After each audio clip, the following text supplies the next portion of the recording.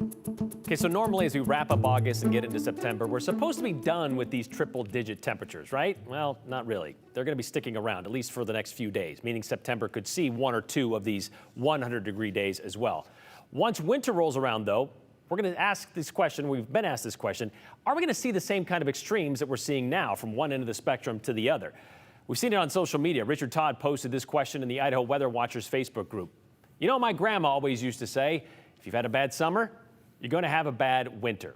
Is there any historical truth to that? You can see that. He says he has a question for Bree Eggers at KTVB. So let's ask Bree and let's get the answer from Bree. Bree?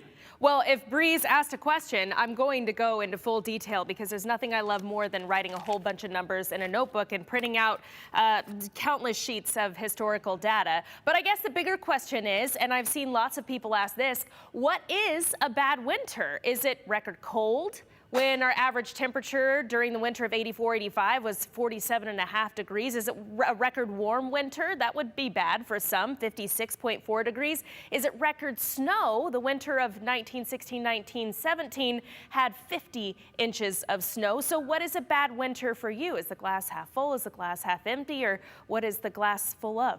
What I looked at is I took the top 40 hottest summers, and I saw out of that data set of the top 40 hottest summers, how many of those summers were followed by a top 40 cold winter? How many were followed by a top 40 warm winter? And then how many times was there just really no correlation between the two? And that really won out here. Only 7 of the cold winters were a match.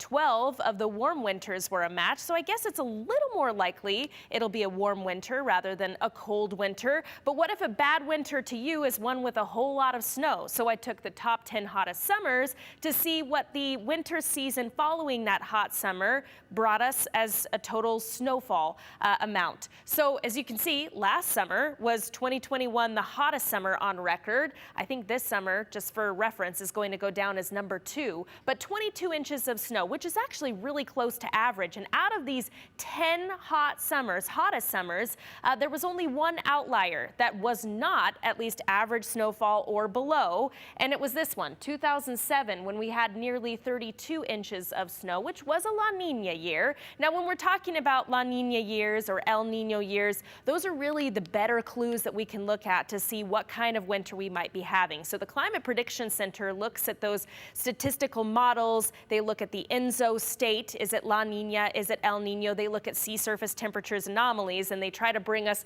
a sort of outlook. Okay, what will winter look like? And here's the outlook we have so far as we're looking ahead to winter. As I zoom in here on Boise, we're kind of in flip-a-coin land. Equal chances of above or below temperatures, at least in reference to average. And the same is to be said for precipitation. We're in flip-a-coin land. Equal chances for above or below precipitation. We'll have to see what's coming eventually after these triple-digit days ahead. But we do know that inevitably, eventually, it will be winter. All right, yeah, so the bottom line is ask the Climate Prediction Center, not your grandma, what you can expect for winter after a hot summer. All right, thank you very much, Bree. That was informational.